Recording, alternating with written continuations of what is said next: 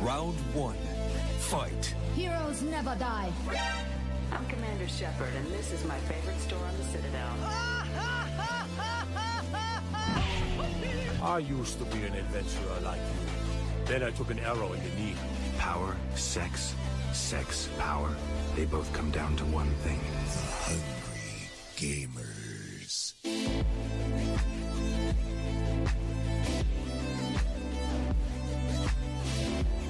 Hello, and welcome, boys and girls, to the 205th episode of the Hungry Gamers podcast. We are powered by 8bit.net and those sexy legends at Audio Technica. I'm your extremely humble host, Brendan White. You can find me just about everywhere, Brendan 8bit. And joining me today, the chicken suit to my raptor suit. We are talking Miss Allie Hart. You can obviously find her on them socials at Miss Allie Hart. How you doing today? Howdy, howdy. Nice little Fall Guys reference there. I know it's going to be a little vague to people. Yeah, well, I'm happy you connected the dots quickly because, yeah, it could have went anywhere there. So I'm like, we need to pull this in quick before it gets out of control. Chicken suit is my current goal, so... Yes. And the Raptor suit, thankfully, it is like ground zero for new players, and you get it straight off the bat. That's my little costume ride or die in the global juggernaut known as Fall Guys. Holy guacamole, this game is popping off. Popping off a little too much, unfortunately. Well, fortunately and unfortunately for the developers. Good for them that they've, reached this crazy success that they've had, but it seems like they just weren't ready for how successful they were going to be. I've seen, watched, heard about many server drops and issues and such like that, which sucks because I guess a lot of people are kind of jumping on this the first time because of the hype, and if they're getting like booted out of games constantly, it leaves a bad impression. Yeah, that's the tough part, isn't it? Like, this game is really fun and simplistic, but complicated in its own way as well. But yeah, those people that are experiencing it this week from the jump and copying DCs, or like I noticed I played this week on the PlayStation 4, and there was these crazy like rubber banding moments in the game a couple of times. That one where you're sort of trying to get the giant balls into your group's area. With the time period, and there was ones I'd be pushing a ball and then all of a sudden it'd glitch and it'd be like 10 meters back behind me all of a sudden going back the other way, and I'm like, what the fuck? So I can understand people's frustrations. Yeah, like I know that I don't have lag because I have really decent internet, but I would have issues where I had a clear path, everything was fine, and then just out of nowhere some person's like tumbling in front of me, then knocking me over, and I'm like, where the hell did you even come from? Like he just appeared in front of me. So it's not hindering my fun. Like I would say that right now I'd be like, oh, that kind of sucks. I really can't complain because I finally fucking got my win.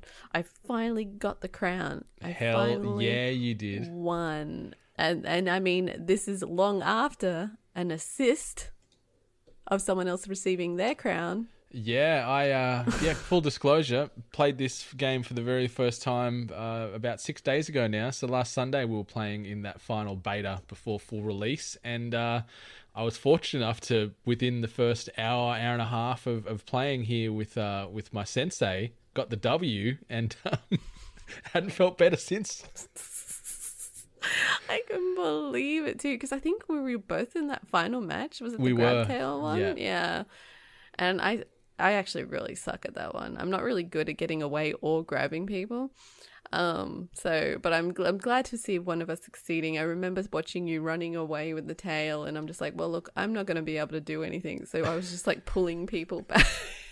It was some teamwork, and that obviously makes the dream work. And I was on one of the biggest highs I think I've ever had in a game, or at least that I can remember in many a year playing that. Like, it's intense, this game, and really my is. goodness gracious, you are on a roller coaster of emotions in any level. Like, you go from, this is amazing, I'm loving this, I'm about to finish first or whatever, to, okay, now I've get knocked into that wall, 12 people have just jumped on top of me, I've fallen off the edge, and I'm out.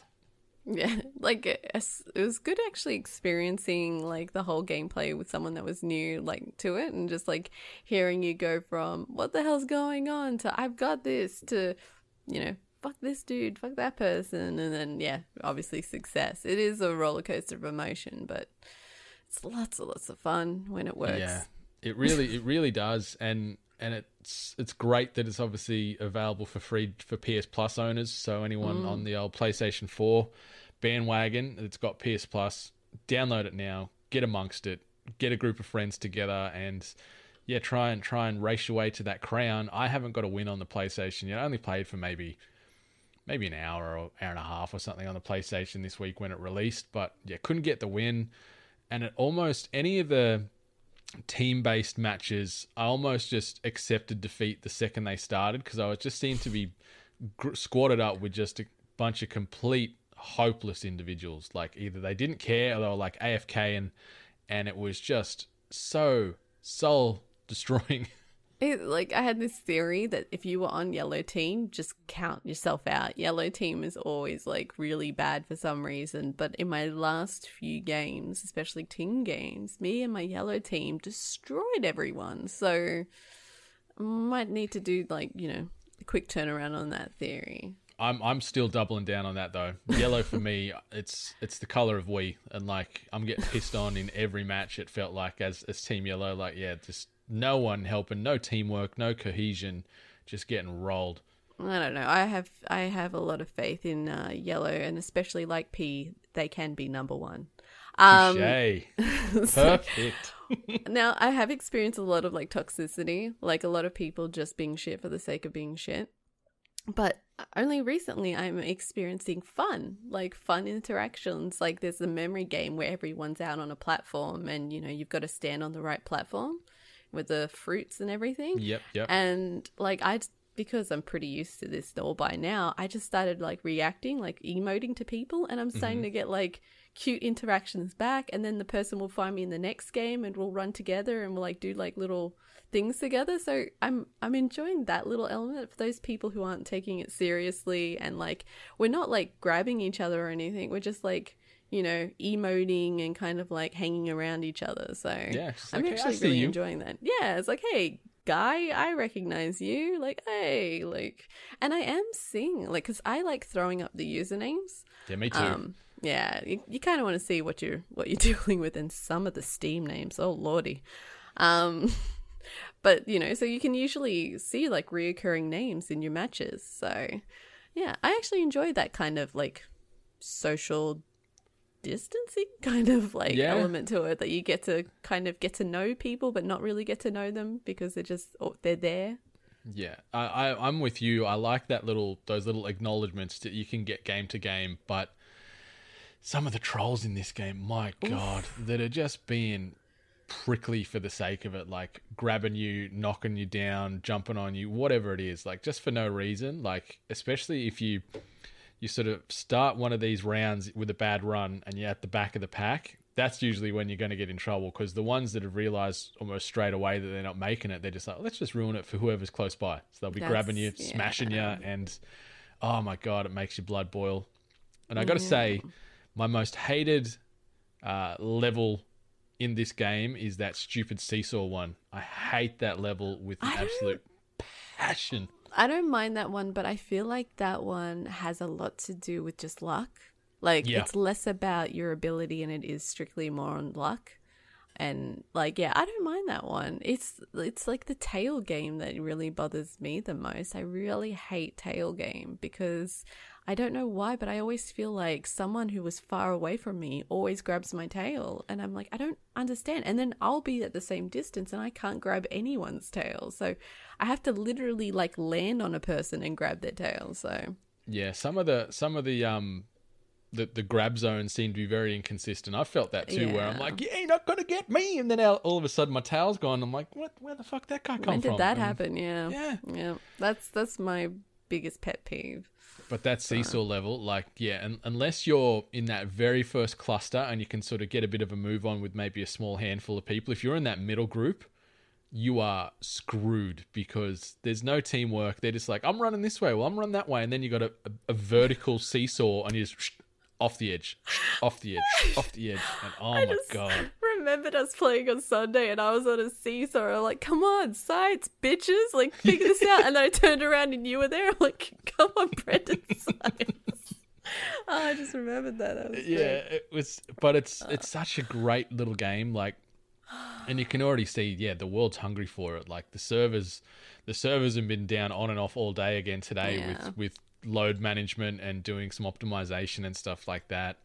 We sort of saw how their little e-shops functioning with rotating items every day and things like that. So you can get different parts of your costume, your upper or your lower halves, or you could get different, color palettes or texture patterns and things, which is cool. You can either use your, what do they call them? Kudos points. And then there's the crowns that you can use for more higher end gear. So yeah, there's some appetite for that. Like I'm happy. I'm rocking my little dino suit and I'll stick with that for a while. But it's got me wanting to play some more this weekend and get a little crew together and roll out and laugh and rage together at the same time. Yeah, I was hoping to play it today, but yeah, they've been down for quite a bit. I was playing it last night and, having fun. I feel like it's one of those games, like I've noticed that I sit like sideways playing it because I play with my Xbox controller. I know, and like I'll play it like in a really casual, like seating position, so I can just chill. I can have YouTube on the left or Twitch or something, and I can just play the game. And I think that's what I really like about it. It's like a no fuss kind of game, but I still get that sense of enjoyment as well. So I think that's where I sit with it. So, but unfortunately, last night, just in the middle of playing it, it's just like maintenance, and I'm like, oh, okay. So jumped on Destiny and did some grinding out on that. I didn't realize how far behind I was. It's been about it feels like I'm way, way, way behind on that one. So I've got to jump back in the saddle and freaking get my light level up. God, if you're way, way, way behind, then I am 17 versions of the game back. I'm 12 books back, it feels like then, because I haven't touched this game since, I think it was about February. I think would have been the last time I've played Destiny. And that's no shot to the game. I love me some Destiny 2 and stuff like that. But I need to get back. But I think I'm just going to wait till this expansion drops next month. Maybe I'll play in the few weeks leading up to that, but I'm just going to wait for then, I think. I think that's probably the smartest option for a lot of people that are maybe sitting on the fence on whether they should get back into Destiny. Right now, I wouldn't say that the content is necessarily like bad or like, grindy so much. Like a lot of people have finished, but I feel like, Bungie's done pretty well with throwing a few things in there. We've had Trials of Osiris, and I think Castle Wars is coming up, but either way, they're throwing stuff in there. So it's not too bad. But like, if you really want to kind of like get a fresh slate, just wait for the new content. Yeah, that's what I'm going to do. Just going to hold out, play in the week or two leading up to that release. But yeah, just keep dabbling in stuff like Fall Guys is perfect right now because you can smack out a few rounds within 20 minutes. You could win a few games in that 20 minutes. Unlikely, but you can have like a full 5-course session on there repeatedly and then jump off and go about the rest of your day or your night. So it's great like that. It's a good little snap game, I guess, for lack there of a better term for console. You could play it on the toilet if you wanted to, I guess. Bring your computer or just angle your television screen to the bathroom. But yeah, it's so great. And I see among other great things, we've both been smacking out some of that Umbrella Academy. Yeah, I haven't finished. I have yet. I am beyond the halfway point. But I am really liking it, and I've been sitting there trying to think. I'm like, do I like this one more than season 1? And I think I do. I feel like this time around they did like very good at keeping the story consistent and relevant throughout the whole so far throughout the whole season. Like there's no drop-off points where I feel like season 1 had a few drop-off points where you kind of lost interest maybe, or maybe the story kind of stopped or was a bit sketchy. So and it's good seeing like the characters more developed and more that's what I was going to say. There's more depth in this season. Like the first season, obviously they want to try and introduce you to these characters in this world and what the Umbrella Academy is and some of that backstory, but they really dive deep and flesh out a lot of characters. I still like Ellen Page, 7, Vanya. I don't know what it is about her, but she just rubs me the wrong way in most of the things she's in. I get that. She has this unfortunate thing where I feel like her resting face is like, you know how some people have like, I have resting bitch face, I know about that, but like some people have like resting like unpleasant face, like you know, like they've always just like smelt a fart or heard some bad news or something like that. And then when I feel like when people kind of have that face, you feel uncomfortable, and you just, you know, so you kind of receive that from her. But Yeah, I think she's definitely more likable in this season as opposed to season 1. And I know, like, obviously in season 1 they were kind of, you know, building her up to something, so maybe that was the angle. But there's this adorableness about her in this season, and like her like feeling out her character essentially. And you know, but I get it, I guess, like out of all the characters, out of all the kids of the academy, she's probably my least favorite as well. Yeah, like the first season, didn't do her a huge amount of favors, but getting to see a few different layers of her and her character in season 2, as well as a lot of these other characters, because I think season 1 was good television, but there was no, like, I didn't have that emotional connection that I wanted to the show. Like, I enjoyed it, but it almost felt like it was a bit, at least for the first half of the first season especially, it was more so just I had it on the background a lot of the time. Like, I wasn't completely glued and immersed to what was going on. You know what, I feel exactly the same way, maybe in the middle section. Like, yeah, that's probably where I was at too. I was kind of like, yeah. But yeah, season 2, really great, like 10 episode seasons, cool story, cool setting, getting to see how some of these characters came to be, and seeing their flaws and their strengths and weaknesses come out more in season 2. It's really well done. And like, the crazy thing is, I find myself forgetting that the singer from My Chemical Romance, you know, created this show. Like, Gerard Way. Like, it's really cool. And yeah, Netflix are onto a bit of a winner with this one, because he has involvement, right, in the production of this, right? Yeah. Like, sometimes you kind of go like, oh, I forget that, you know, this singer of this very popular band wrote this. But then as like, there is so much music where I feel like scenes were purposely put in there to match music. I'm like, oh, of course a musician wrote this. Like, you know, I had involvement with this, because just like there's a lot of segments where it's just like almost like this scene was made for this song as opposed to this song made for this scene kind of thing. So there was times where I kind of felt like, I'm like, oh, you guys are pushing it a bit here, but I always appreciate a good soundtrack. So 100%. And yeah, you can almost hear just these little subtle nods to like that Black Parade album all the time in this show. It felt like it felt like this was some spin-off from that album, or that sound that they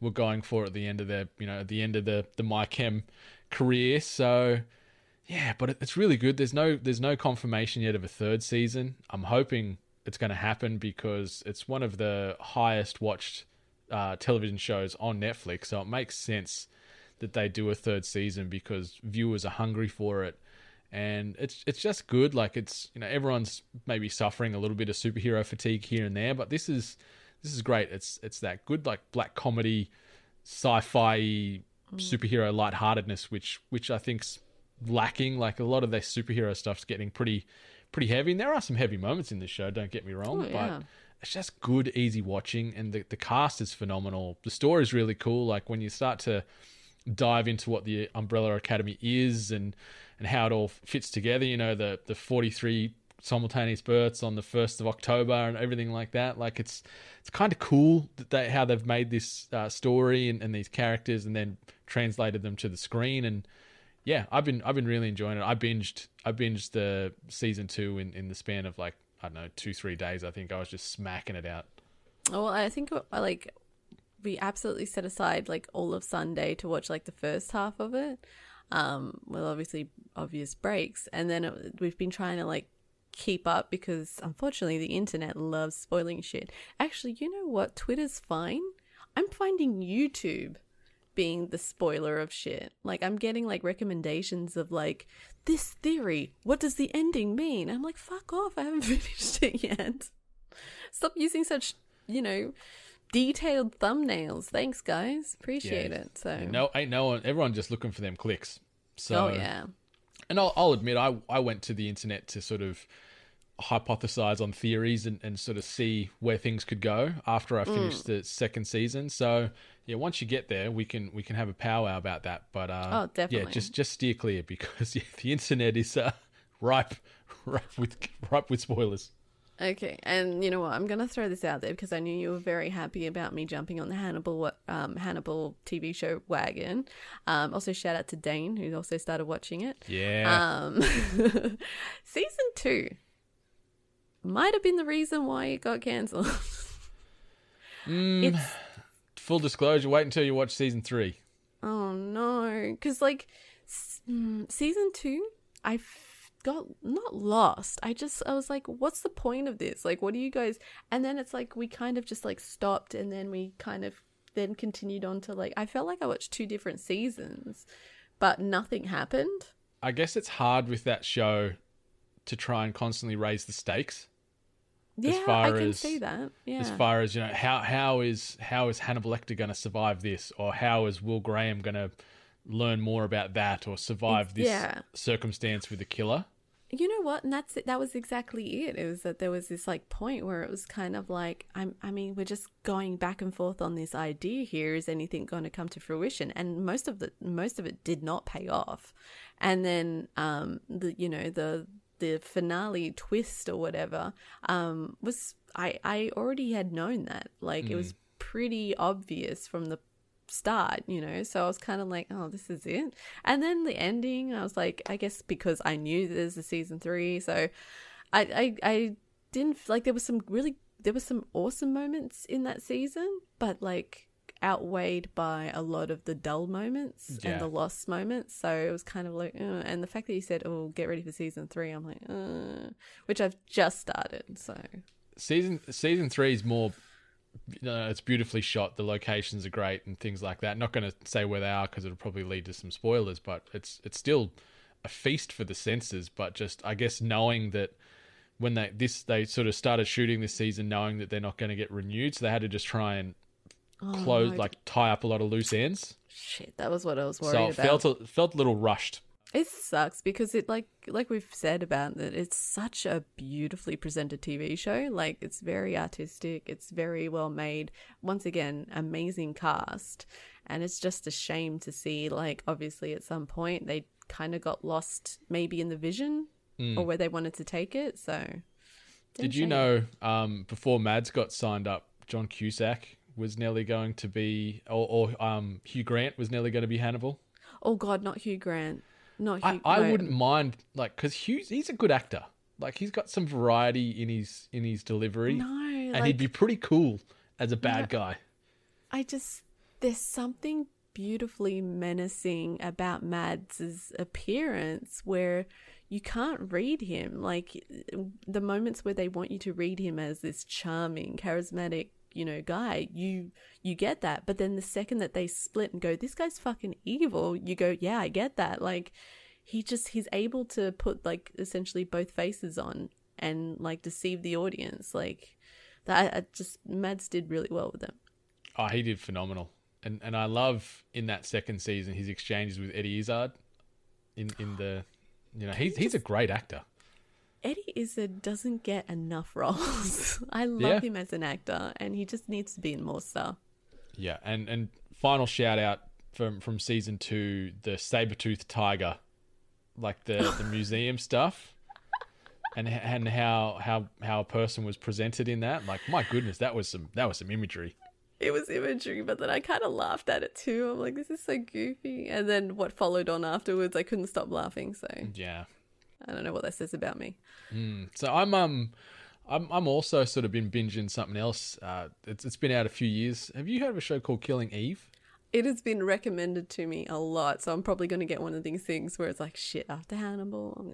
You should give it a look. It's black comedy, spy, drama, and it is so well done. The first series, Phoebe Waller-Bridge, Fleabag, writer and actress of Fleabag, she was the head writer for the first season, so you can see some of her style within the show, but it's really great. It's about a British intelligence investigator who is tasked with capturing this female assassin, but they sort of then develop a bit of an obsession over one another.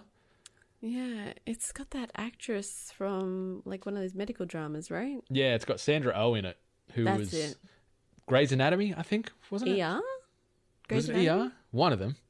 I don't watch Grey's those. Anatomy. Yeah, Grey's Anatomy. So Sandra Oh is the lead on the British intelligence side, and then Jodie Comer is she plays Villanelle, who's this psychopathic assassin lady.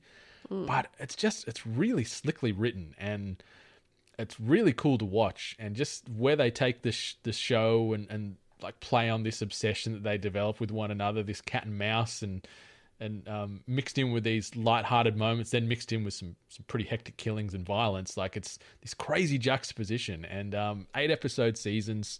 There's 3 seasons at the moment. I think I'm in episode 2 or 3 of season 2. 4th season on the way. It's really cool. It's really cool. I'm really digging it. Check it out.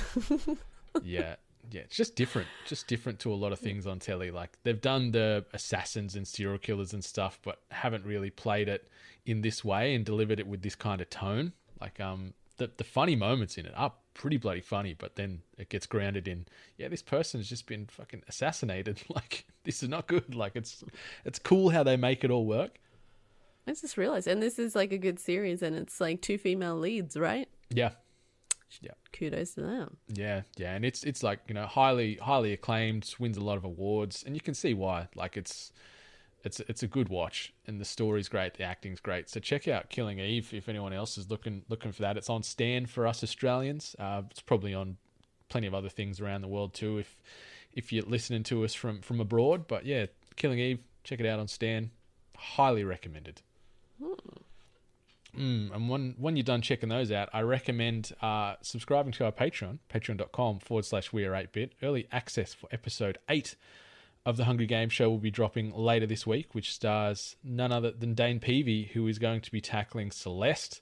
It's been a tough one to write a script for, but I'm there and I'm comfortable and I'm confident he's going to do extremely well when we record this week.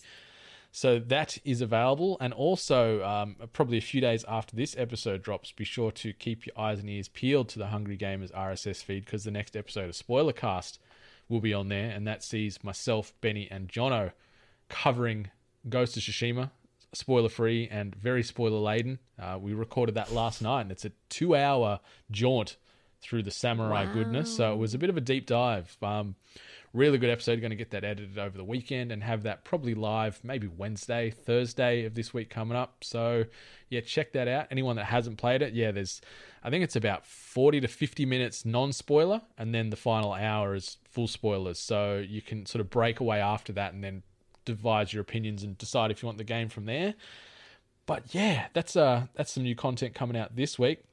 Obviously, 8bitnation.net, shop8bit.net, audiotechnica.com. All those hubs you want to get there. You can get some merch from our web store. You can also get yourself the best in audio-based equipment from AT. Headphones, microphones, gaming headsets, you name it, they got it. Best in the biz. Be sure to check out them limited 8-bit purple M50Xs as well, because they are selling like hotcakes. They're a very short supply here in the Australian market, and that is not me just sort of beating up and fear-mongering for you to go buy them. That is straight out of Matty Stallone's mouth when I spoke to him during the week. So get in while you can, or miss out forever and regret those choices for not getting those 8-bit purple headphones. And when you're done checking that out, obviously rate, review, subscribe us and all the other podcasts on the hashtag 8bit collective on iTunes, Spotify, all those podcast hubs, because those reviews help keep the emotional lights on in our hearts. And last but certainly not least, Friday, August 28th. The 8-Bit Community Game Night is going ahead. So mark that into your calendar. Probably kick things off maybe 7:30, 8 o'clock that night. Maybe a mixture of Fall Guys, maybe some Jackbox, stuff like that. It's just going to be fun. We're going to have like a Zoom call going at the same time, so we can just get everybody in there having a laugh, having a play. And just have a good time, do some giveaways, and get back to, getting that community going and having a bit of fun and just enjoying video games the way they're meant to be. So Friday, August 28th, put it in the calendar. It's going to be a great time. But let's get into some news.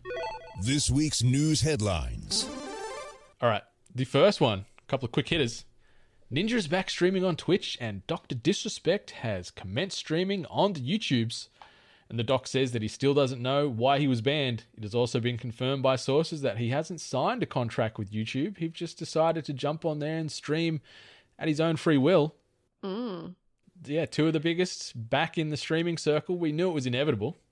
Yeah, it's just like, I think a lot of us were like kind of like, I don't know, I guess we all kind of like was scheming or curious and theorizing on how it was actually going to like play out. I think a lot of us didn't really expect Ninja to come back to Twitch the way that he did. Like, he did a post where he said he reached affiliate status.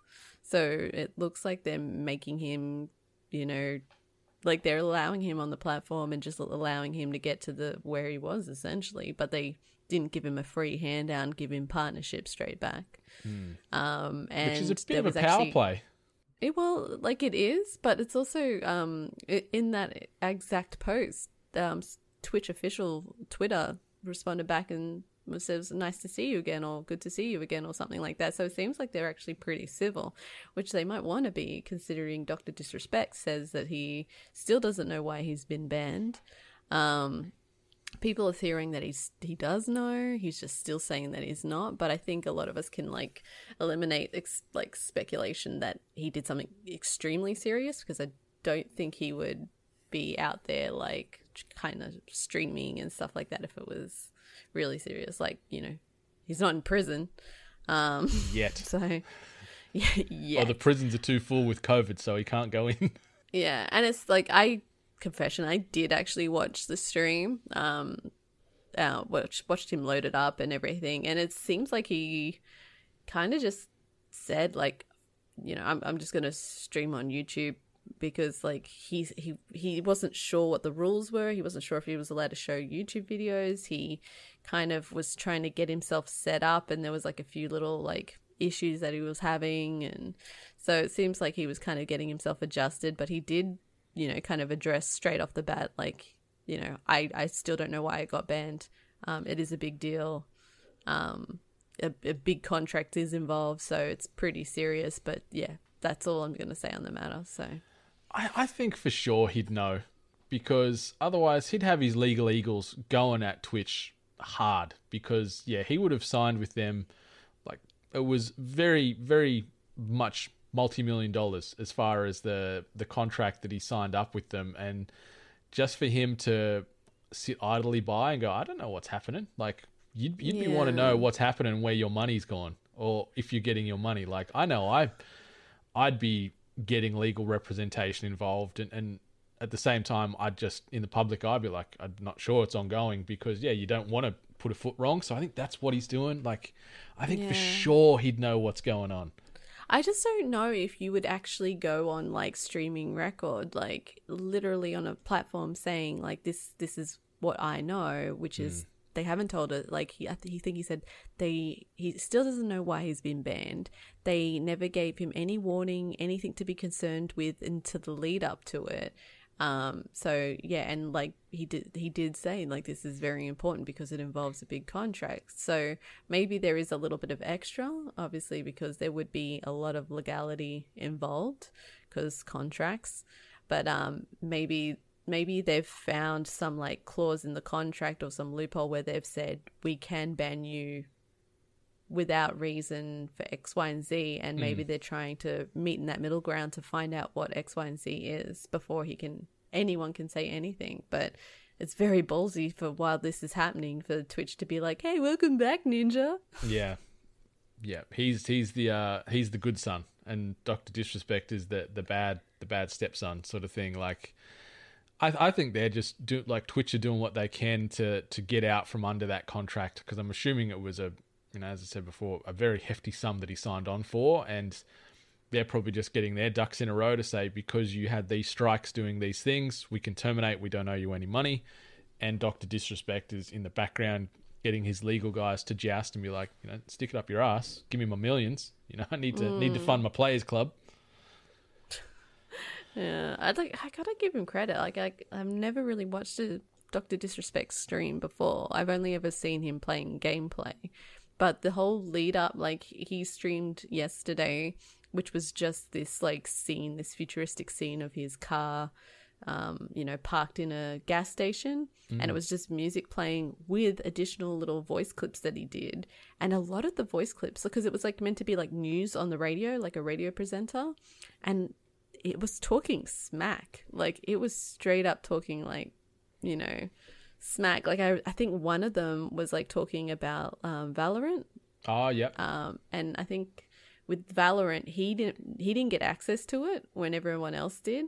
And so this, like, announcer said something, like, about the player base, or how, like, it's not performing as well, and they even, you know, added a new character, but who cares, kind of thing. So there was a lot of shade being thrown on that stream. And then today, yeah, he had a countdown, and then, my gosh, like, he had this whole intro sequence. He has all these, like, different, like, scenes that he has, and I give credit, like, if someone's putting in the work as opposed to just, like, sitting in a chair and just, you know, shooting the shit. Like, in contrast to that, like, at least he earned his dollary dues. Yeah, he's slick. That production is slick. Like, what is it the Slick Daddy? That's what he refers to himself as. Yeah, as well? Slick Daddy. Yeah, so it's on brand, and yeah, you can't fault the production quality. That's for damn sure.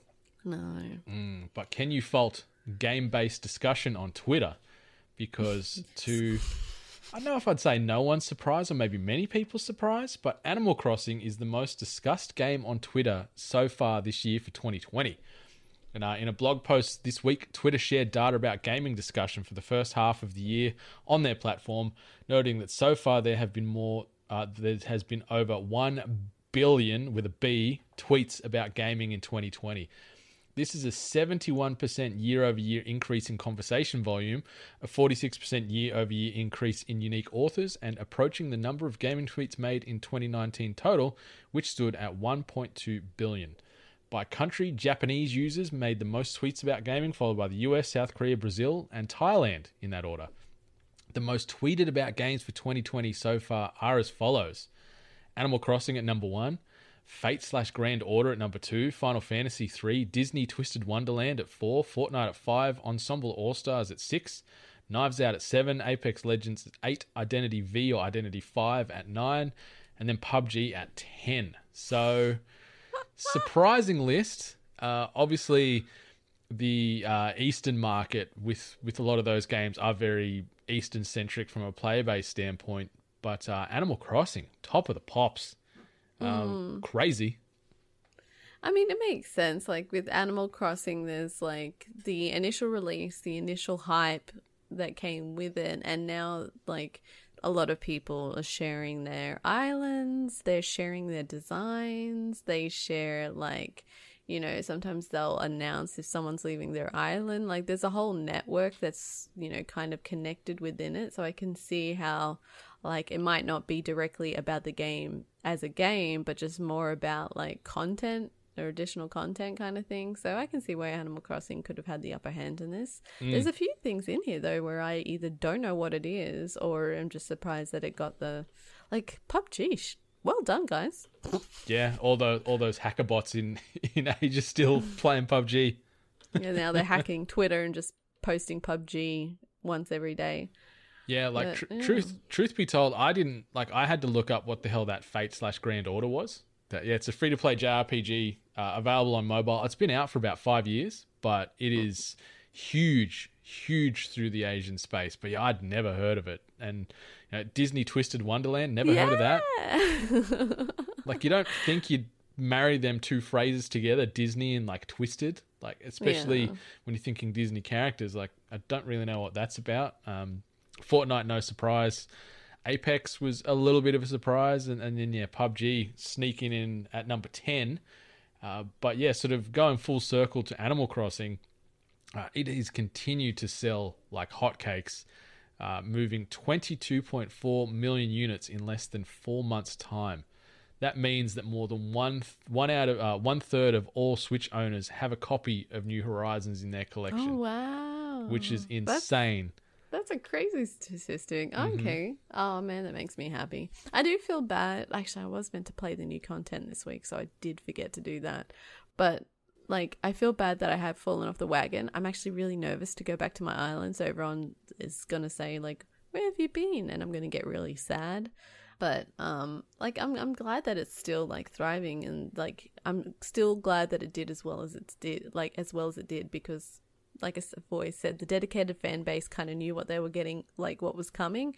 But then just to see how many people got on board with it, like always makes me happy. So yeah, like it is, like I thought it was going to, and it still has a very high chance of being probably the biggest game or the most popular or clearly most talked about game on Twitter, at least for the year. But the way Fall Guys is sort of coming out of nowhere, it's going to be, I think, going punch for punch at the end of it as far as the games for impact or whatever award you want to classify it as. I think they're probably going to be 1A, 1B come the end of 2020 as far as units moved and just general chatter, because yeah, these two games are sort of broken away from the mainstream, I guess you could say, and are just getting into all these other areas. Like people that don't play games are interested in Animal Crossing. Like my mum downloaded the mobile Animal Crossing game and plays that still religiously, just based off us talking about New Horizons on the podcast. So it's crushing it. Like, and 1/3 of all Switch owners owning a copy of New Horizons. That's huge. Like that capture rate is insane. Was it sitting like second in like Nintendo Switch games under Mario Kart? Yeah. So it's a really high chance. Like that Mario Kart's been out for several years now. So give this game another 12 months potentially. I think it's probably going to jump over the top and be the highest selling Switch game in that portfolio, which is awesome to see. Shout out to Tom Nook and his crew. Something that has ruffled a few feathers this past week, obviously, not only the feedback coming in from people getting access to the Marvel's The Avengers beta being very mixed, to say the least, but they also did another update this past week after the July War Table, with Spider-Man confirmed as an exclusive character. He's coming in as free DLC after the game's release, but that is only going to be available on the PlayStation. So PlayStation 4, PlayStation 5.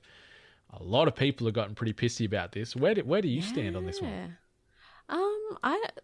I mean, obviously everyone heard what I kind of said last week. I don't really care about this game, but I was pretty shocked to see like just how much of a negative impact this announcement had. Like people is like saying it's anti-consumer, but like I just figured that like Sony had the property of like Spider-Man, so it was either he was not going to be in the game or I guess exclusivity. So but man, this like I mean, we all know how shitty some gamers can be, especially anonymously on Twitter, so I should only take this lightly, but I'm not buying this game, damn shame, I'm not buying it anymore, screw you guys, gatekeeping, no. Yeah. Wow, damn, people took this news. Like, I just don't know what they expected. Yeah, there was a lot of noise on the socials from a lot of people that were probably not going to buy the game in the first place, but just carrying on for the sake of trying to be edgy and topical.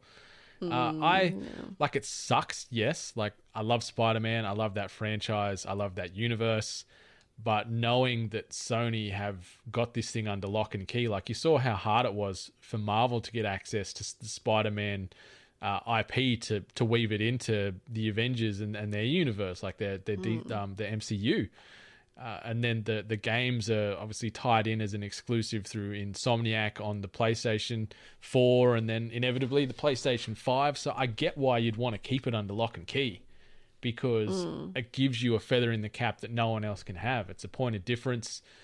But in all honesty, like, this wouldn't be a unit mover for me anyway. Like, if I was on the fence about this game and then Spider-Man was confirmed as a character, I wouldn't go, okay, I have to get this game only on PlayStation 4 or 5. Like, I still want to get it on the Xbox platform, just because that's where I prefer to play my AAAs that are available across different platforms. And not having Spider-Man in the game is not going to kill this game for me. I think there's going to be plenty of other characters available to play with and utilize and experience this game in a pretty complete way. And the fact that he's not available day one, like, I don't want to wait 3 months or whatever of this game being out to then go, okay, I'm going to buy it now because Spider-Man's in it and I only want to experience this game for the first time as Peter Parker, Like, I don't think that plays a part in my decision at all. Maybe some Spider-Man tragics would probably be the opposite, and they're like, I only want to play Marvel's The Avengers as Spider-Man, he's my ride or die, so I'm going to wait. But yeah, it's just not for me. Yeah, I mean, and you know, console exclusivity on a game that would be accessible on all consoles, but having like console exclusive content is not foreign. It's not a foreign concept. So, you know, it's been around before. So like I'm just assuming to this like level of fandom when it comes to the Avengers and obviously Spider-Man, I guess people just were expecting Sony to be, I don't know, like very forgiving or very like sure, you can have this very precious IP that we have, like, and have succeeded in making a video game. Like, I assume that maybe the attachment, I don't know, but like, yeah, I'm with you. It wouldn't have been a changer for me either way. So it's just like made more of this discussion where it's like Sony's anti-consumer, like that news coupled within the same week that the PlayStation 4 controller is not going to be compatible with PlayStation 5 games. yeah. And then Xbox rolling out and they're like, hey, all our controllers work on all platforms. No worries, guys. Have a great day. You know, like finger guns. Yeah, like it was great. Yeah, I guess that was pretty bad. That probably did topple them over a bit. That is a weird, like, do you think that's bad? The whole, like, you know, controller controversy, that to me is a bit of a dud move. Yeah. I guess because the design is so unique and the like what they've built in is so different, they just could not change it over. Like, I get it. Like, because they're using this controller for the PlayStation 5 in much more advanced ways than the PlayStation 4 controller, yeah, there would be some limitations where games probably wouldn't function the way that they're designed to if you used your legacy controller on the new console. So I understand why they've said that there isn't going to be this backwards compatibility, because when you read the reviews and see the specs and everything on this controller and all the things it can do and just some of the enhancements they've made to it going from this gen to the new one, I get it.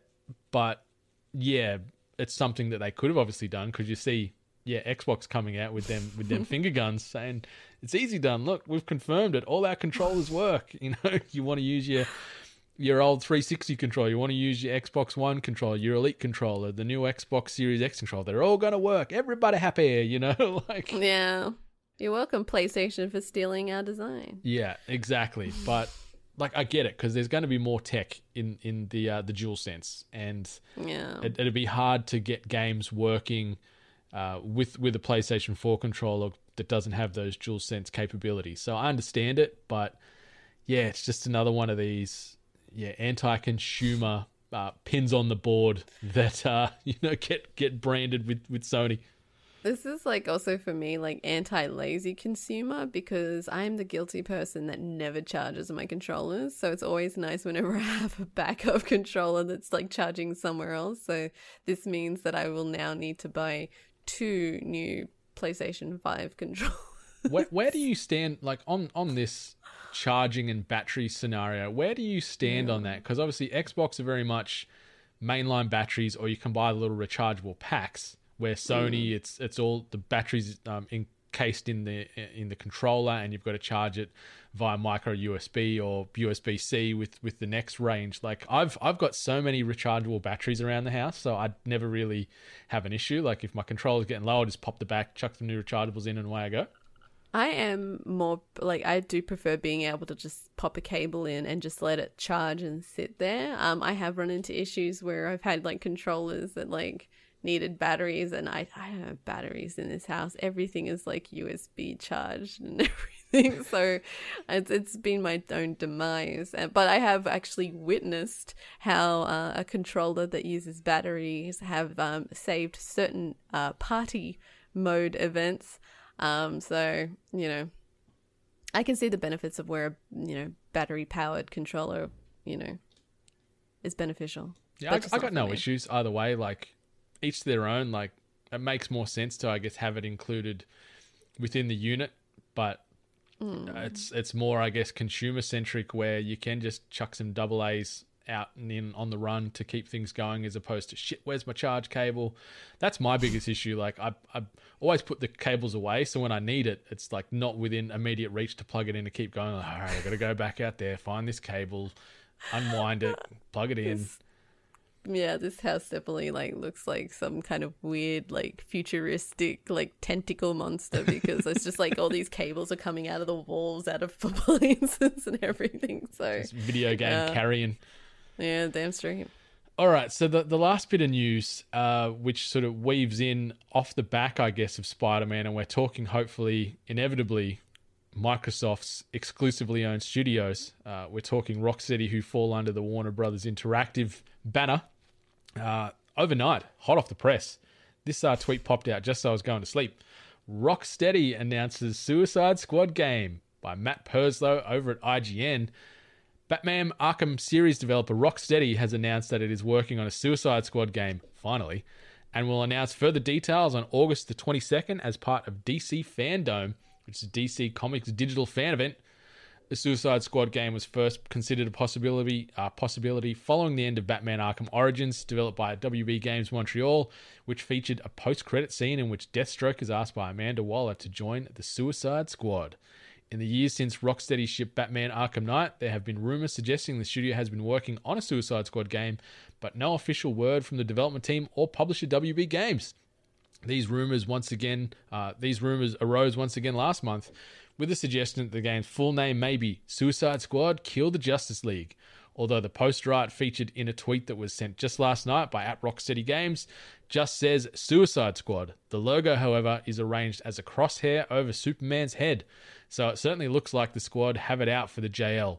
No more details have been revealed as part of the tweet, but we'll likely find out much more at DC Fandom on August the 22nd. WB Games are already known to be showing off things as part of the event, but it's unclear if Suicide Squad is the only game being revealed, or if it's part of a number of announcements from the publisher. So, the rumors are true. We're getting a Suicide Squad game. We're going to be hunting the Justice League, one would assume. There was obviously rumors that they might have been working on a Superman game there for a hot minute. But yeah, they've doubled down on the Suicide Squad. It makes sense with the soft reboot of the Suicide Squad film franchise well underway. And I think it's coming to our screen. Is it next year? It's 2021 it's released, right? Everything's coming next year. Yeah, touch wood, depending on how the world plays out. But this is cool. If it's still going to be around next year. Yeah. I'm very curious, like, what this style of game is. Like, I'm a tragic and being very okay with the Suicide Squad movie. Like I've always said, it's not a masterpiece, but I enjoy watching it. As well as goes with the comics. It's a cool concept. I've always liked the idea of the Suicide Squad, but I'm wondering how this game would play out. So, you'd have the certain members inside the squad. Will it be like rotating? Will like certain chapters be certain characters? Or is this their counter to maybe the Avengers game? Like, that's a very valid point. Like, when the name is called Suicide Squad, you don't think it's going to be a singular person where all you're playing is Deadshot the whole time, or Harley Quinn, or whoever it is. Like, maybe it's going to be mission based and you can select who you take out as your character, or maybe you have a few people with you and you can just hot swap as you go. Yeah. Or, as you said, I think that'd be really cool if it was you and 3 squad mates rolling through these levels and things, whether it be real people or maybe AI characters that can control them and you can swap around as you go. I think that'd be cool and a perfect direct competitor to Marvel's The Avengers, especially with it being positioned the way it is after these initial beta reveals and reviews where they're like, ooh, that's kind of shitty. So yeah, who knows? God, I just hope I really hope that like if you fail a mission, your head explodes. Like, that'd be great. I really want to see that. I mean, you're wearing those colors. I want to see it. I'm hoping they really double down on the insanity. Like, I hope they give it an MA rating or an R. Like, I don't think we'll see an R rating, but make it more violent, more dark, more. Yeah, more of that insanity. Instead of trying to toe the company line, like, go down the dark DC path and fully commit to the story and what it's known for. Give me dark humor. Give me some humor in there, but I want to see like gore. I want to see like Mortal Kombat level of fucked uppery. So That would be cool. I really hope they do go down that route. I hope they don't go down some shitty fucking family friendly. I mean, the game's called Suicide Squad. Whoever's buying a game called Suicide Squad for their kid would just, needs to reconsider. But I want gritty. I want gory. I want dark humor. I want Killer Croc to look badass too. Like, that was one of my biggest gripes with the film, was how they made, like, I don't know, they tried to ground it in some sense of reality. So they just, made him look the way he did. Biggest curse in DC movies. They always try to ground it in reality. Yeah. Fucking comic book. Go wild. There's a man in a cape. Just like make the characters look like the characters, please. Yeah, like, because Killer Croc's one of the best looking characters in that world. Like, I love that he's just this big ass, don't fuck with me crocodile man. Like, don't just make him a normal looking dude with some scaly skin. Like, plus commit. He has a great backstory too, like a pretty like tragic one as well. But like, I don't know. Yeah, like I hope this does actually. I wonder if this will give some kind of, like some story, some background for maybe people who aren't comic book readers or heavily involved. Maybe it's going to be a good way to get some more of the behind the scenes information of the Suicide Squad and its members to maybe, lead up for the movie. So a little bit more like people understand the characters a bit more, how they get to be there and what's at stake essentially. So, which I guess the movie didn't really help. No. So yeah, it'd be nice to see them flesh out some of these characters more. And in a big game like this, like they did it really well with the Arkham series, where they gave a lot of backstory and depth to the villains and the leads, and even some of the ancillary characters, like Rocksteady and then WB Games as well with Origins. They really took a lot of care and attention to detail in developing those games. So I'm assuming we're going to get similar continuity with this Suicide Squad game. And the cool thing is we only got to wait like 2 weeks to get some more announcements. Maybe some game. I don't know if we get gameplay. Maybe we'll just get a cool trailer, but it's enough to get people excited. Yeah, I just, DC tragic. I just want this to do really, really well. The attachment to the other Arkham games gives me hope, especially the first two. They did that so well. Well, yeah. And I've always said, especially when it comes to like Batman villains specifically, like they always have great story. They've always got like great background, and there's always like a little bit of a sense of like empathy towards them as well. So I just hope, Suicide Squad, hope they flesh it out. I hope they make the characters not relatable, but just like something that you can attach to, learn from, and then it can open up the path to a movie that will hopefully be done amazingly. I'm quietly confident that the movie will be okay to pretty good. What was that lead up to disappointment? I'm pretty confident it's going to be okay. Thanks, man. Well, maybe I should have said pretty good. Like, James Gunn, he's got a knack for these types of movies, and you saw what he did with Guardians. If they use a similar formula with Guardians, but just make it a bit darker, a bit more crude, really double down on that Suicide Squad branding and sort of style, I think it'll do well. Yeah, maybe saying okay is a bit of an undersell. Yeah, especially like I'm not an Avengers, I'm not a Marvel person much, but at least I can say that I did enjoy the Guardians of the Galaxy movies, so I can take that. Yeah. All right, let's move into this little banger. New releases and events. There ain't much doing this week, to be completely honest, people. There's 5 games coming out. All 5 of them I couldn't really give 2 craps about. Not saying that the games aren't great or the people behind these games haven't busted their butts to get them to market, but like Hyperscape gets the full release on August the 11th, which is something that could potentially become something in the Battle Royale space. We've talked about that game on and off over the last month or two, so I don't think we need to really dive on there. It's like a UFC game coming out this week I didn't even know about. Deliver Us to the Moon is a Switch exclusive. Total War Saga Troy on the PC. And then Metamorphosis drops on just about everything on the 12th. I don't think there's any new movies or television shows coming out this week. Oh, actually, I lie. Lovecraft Country, I should say. I'm keen. It's Jordan Peele, J.J. Abrams are behind this. Okay. Sign me up. Great. Now I've got another thing to add to my list. I'm going to get TV watching fatigue. Never. So yeah, check out Lovecraft Country, HBO, so we can get it here in Foxtel in the AU, or HBO Max, I'm assuming, for the rest of the world. One day we'll get that service, maybe. Don't know. It's really good. Yeah, I've heard. I've got FOMO, but Shudder has just released here in Australia. Any horror fans out there? Shudder is available now here in the AU, so get on that. I think it's about $8 a month for an absolute bucket load of horror and slasher and thriller stuff. So if you want to fix, get your sort of squeamish fix done, Shudder is available here in the AU. Let's get into this. Tweet of the week. I want to just highlight this because I watched this sort of hysteria play out in real time on the social medias yesterday. And the first tweet I've grabbed is from Dextero, which is dextero.com.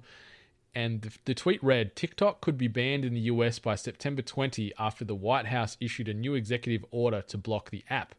Tencent was also named in the executive order, which could have huge effects on the gaming industry. And then sort of a little back history. Most people should know who Tencent are. It's a massive, big conglomerate out of Asia. And as far as their ownership stakes in gaming go, they own Riot Games 100%. They own 84% of Supercell. They own 40% of Epic Games. They own 5% of Blizzard. They own 5% of Ubisoft, as well as dozens of other developers with some form of stake via Tencent. So the fear immediately was then these games would be banned in the US. So you think of your WoWs, your Fortnites, all this. So any transaction that was tied into Tencent would then be deemed illegal. So all their eShops and stuff would be shut immediately. The internet melted down for an hour or so. Oh yeah. It was crazy. Because I didn't realize exactly how much it affected, because the only one I knew was Riot Games. And I'm trying to think if there is any games that I play from Riot. So League of Legends? I was just like... Valorant? Yeah. So it didn't seem like... I was like, oh, that's pretty bad. But then, yeah, Epic Games. That was the one. Well, in Blizzard. But, Epic Games, I was just like, oh, shit. Could you imagine being all those developers that had just signed up on the Epic Games Store, with that exclusivity to, Epic Games to hold your content to be, the exclusive storefront, with the benefits obviously, but then just seeing that being like, it might not be able to sell your game anymore in America, one of the biggest consumers. Yeah, so people freaking because obviously with Blizzard Activision, that's the Call of Duty games, that's World of Warcraft, that's Diablo, that's all these massive franchises. Call of Duty. Yeah. And so everyone was like, oh my God, the industry's going to be ruined.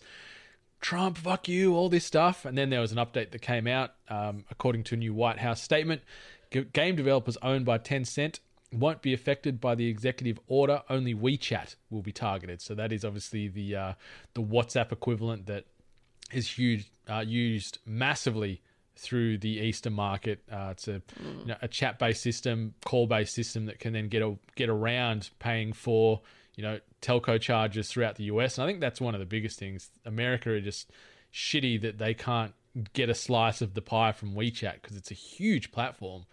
Funnily enough, it's used as I know here in Australia because one of my friends in Sydney, he's an Asian fellow himself, and they've got almost this pseudo sex line thing in the chat classifieds in WeChat, where if you have in or out written in your profile, in means your services allow people to come to you and get your pleasures, but if you have out in your little profile, it means they're mobile and they'll come to you and give you those pleasures. So yeah, there's this weird underbelly that's on the back of WeChat that I never even knew existed. Something completely different. Yeah, I'm now gonna WeChat. I just thought it was a WhatsApp kind of thing, but it seems like it's a little bit more in depth. But free messaging services, or was it also calling as well? Calling as well, yeah. And that was where it sort of, I think, grinded the gears a lot because those American telcos aren't getting a penny of that. Yeah. Yeah, well, unless they're, using Wi-Fi or internet, but that's about it. And then on the back of that, obviously, the data is the constant ongoing thing. China's taken all our data. And it's so is Facebook. So is just about every platform. Calm your farm. But yeah, TikTok, looking to be banned in sometime in September. Microsoft are now trying to buy TikTok, at least the United States ownership of it, or that arm of it, to keep it going and keep it proud and American owned, because that's all Trump seems to care about. But yeah, the industry just melted down over the space of an hour. And then that follow-up tweet was like, no, it's all good. It's just WeChat and TikTok. Don't worry. Everything's okay. Yeah. It's interesting how like news can just like break like that and then like cause hysteria and then just be like, oh no, it's all good. It's like, man, I feel like people should just like really like dig in deep before they report things sometimes, because like I said, it's the Epic Games Store that was the thing that I was worried about, like all those like devs and indie developers out there that had a real stake. Yeah, it's nuts. And like you see a lot of this data coming out and getting shared around now too, as far as where Tencent are positioned in the gaming space, and they are head and shoulders above everybody else as far as their revenue goes from video games. Like I think I don't have the numbers exactly in front of me. I think they were like at 115 billion as far as their worth. And then in second place was like Sony on like, I think 66 billion or something like that. So you can see how big Tencent are. And like on the back of that, and this executive order, like Tencent funds a lot of film development and stuff like that too. And funnily enough, one of the Twitter chats I got stuck in on it was about the new Top Gun movie, obviously very pro-America, pro-military. And it's like Tencent, one of the major production companies funding that film. So I'm like, oh no.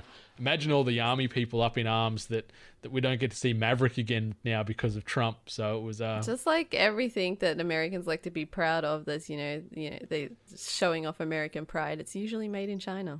Yeah, it's nature of the beast, really. Yeah. All right, let's get into the last part of episode 205. You've got mail. I keep forgetting to fix that. Let's leave it. I just thought because he's already said growly, and then he whispers it again to you. Mail. Chuck Fresh, we love you. And this question of the week, or our mailbag question of the week, following Logic's decision to, in quotes, retire from music and jump to Twitch, which celebrity not associated with gaming would you like to see start a Twitch channel? And we'll read off with some listener responses to start with. And at It's Tilby, Matt Tilby, he says, could you imagine how insane Charlie Day's streams would be? Yes, I can, and I would watch that. Like, I'm not a big consumer of streaming content and stuff like that in general, but I don't mind jumping in to see a little bit and then jumping out. Like, I'm very much get a little taste. All right, rest of my day. Like, I can't sit there and watch someone for like 8 hours a day or whatever. Like some people do. Like, it's just not for me. I can't do 8 hours, but I can do like I can do like a TV show sitting or like a few hours. Yeah, I can binge TV and movies or play games 8, 10, 12 hours a day, easy peasy. Yeah. But yeah, I just watching someone else for that long, not for me. All right, Screamus, he says, tricky one. I'd say Ryan Reynolds or Henry Cavill. Oof, I second that. A couple of NPCs, Henry Cavill or nothing. Benny McJanet, the Spawny 13, none. Clearly he does not like celebrities or fun, but we love you, Benny. At Rusty Steelpipe, Nick Offerman and Megan Mullally live streaming their Puzzle Odyssey. Yeah. I'd watch the heck out of that. They are just great people. I was so happy when I found out they were together. Yeah, it's just a perfect pairing, isn't it? Yeah. And some of the photos that Rusty Steelpipe on the Twitters that attach to that with their Puzzle Odyssey, they're phenomenal. They are great photos. Don Fisher at Dodgy Don Gaming, he's highlighted that Rusev has recently made the switch to streaming from the WWE, so he got released, and now old Rusev streaming his heart out on the Twitch. And then at Simon Valentine 1, Tom Hanks obviously was his response. So, aww, could you imagine how wholesome that content would be? Oh, it'd be fantastic. I'd love to get a shout out from Tom Hanks. I think everybody would. The world would be better with more Tom Hanks oriented shout outs. Like, he's now like an unofficial Australian because of being one of the first celebrities to catch COVID when he was over here, and the Australians, nursing him back to health and everything else like that. And he's made friends with this young child here in Australia, and they're like pen pals now. So occasionally we get updates on the morning news shows and stuff where they're, exchanging letters and seeing what's been happening. Like, I think it's so cute, and he's just a great dude, old Tommy Hanks. Yeah. Who would you like to see? I really thought about this because when it comes to Twitch streaming, you want content. Like, you want someone that you just want to watch constantly. And I had to, think about, who would be interesting to watch constantly as well as being on a platform? And I don't know why. I thought of Bill Burr because I just want to see him just rant and rage while playing games. And he'd just be hilarious because he would just go off and just, say this random funny shit. And, if someone jumps in, the voice chat and just hearing him, have a go at them kind of thing. And because he's just such a natural comedian and he has that accent, I just think it would be really funny. Yeah, he'd be a good watch. I thought first Donald Glover would be perfect for it because he can be funny, he can be serious. He'd probably start singing and making music while he's playing games. He's just a very talented individual. So I think he'd be perfect on that platform. He's the triple threat, quadruple threat, whatever it is. He can do just about anything. Yeah. So I'm sure he'd succeed in the streaming space. Outside of that, I don't know. I was trying to think of older, quirkier people too, and I was thinking I know we've sort of mentioned the Morgan Freemans, the Jeff Goldblums and stuff. They'd be great to watch just because especially Jeff Goldblum, we have just this enthusiasm around everything he does and this curiosity. Yeah. Oh, what are these bits? What do they do? Oh, subscribe it, Oh, I've got another sub. Oh, what's this? A sub train? Oh. Yeah, stuff like that. Some wholesome stuff. Yeah. And then just some people that would just play characters the whole time. I'd love to see Soup Nazi streaming and just him playing Soup Nazi the whole time, and just just accosting the chat and abusing people in game just as the Soup Nazi, stuff like that. Just little throwbacks. With the mention of Nick Offerman, sometimes I have a hard time separating him from his character in Parks and Rec. So then I'm imagining him streaming and just sitting there, just staring at the screen, and someone being like, "Do something," and I don't think I will. No, thank you. Just being so stern and strict. So. Yeah. And then the other one, just seeing Chris Hemsworth role play as out of shape Thor and just streaming all day as out of shape Thor. That would have been good. That would have been really good. But yeah, I think we're going to see more and more of this, especially with global isolation, people being almost banned, film, TV, all that stuff just getting put on the back burner due to social distancing and this virus, more people I think are going to start dipping toes on that. We're seeing more and more celebrities too jump on Cameo. I see pop-up ads of hey, I'm on Cameo, drop me some money and we'll chat or whatever else. Everyone is going to that well. Yeah. And you know what? I think we'd actually all be genuinely surprised to see how many celebrities already stream on Twitch. I remember how shocked I was when Freddie Prinze Jr. was streaming on Twitch. He was going at it in Injustice. And he was going ham at it, and he was talking about it, how much he loved it, and then he was challenging people to join him and fight him, and I'm like, this is crazy. And there's a bunch of musicians that are already on the platform as well. So he's great on his streams as well, Freddie. Big Mass Effect tragic. So I watched one of his streams when he was playing Mass Effect, and just the knowledge he had of the game and the universe, and he was just riffing with the chat and stuff. It's cool to see those walls get knocked down where, obviously you see a lot of celebrities and you feel, I'm never going to meet this person or be able to say anything to them, and you idolize them or whatever else it is. And then you're in a chat, you're like, yo man, what's going on? They're like, hey, da da da. And just, just that curtain just drops straight away. And it's like, man, this is cool. What a world we live in.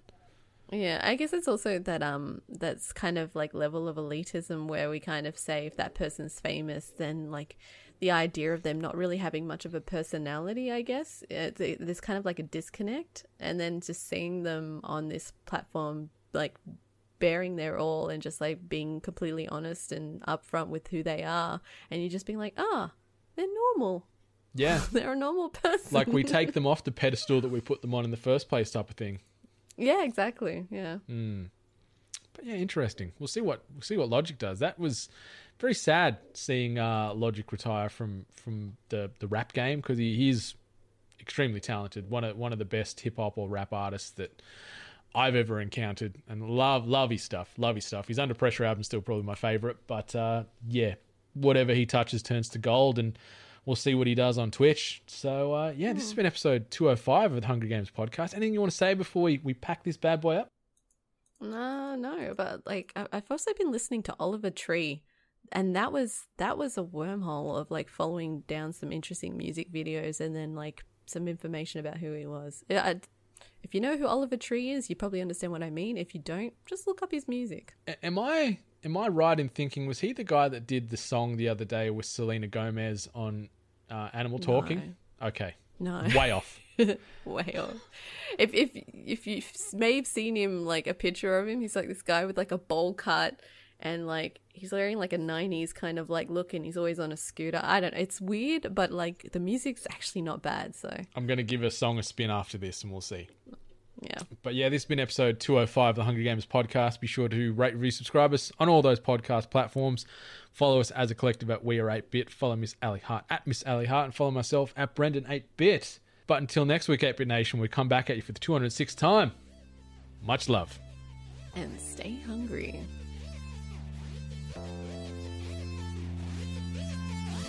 You've been listening to The Hungry Gamers, one of many gaming and geek culture related podcasts from the 8-Bit Collective over on 8bit.net. Check out more episodes on your podcast service of choice. And while you're there, please be sure to rate and subscribe. Until next time, boys and girls, stay hungry. I can't believe Selena Gomez was on Animal Talking. That's crazy. Yeah, watching her interview as well was weird. Yeah, the jokes she was throwing around.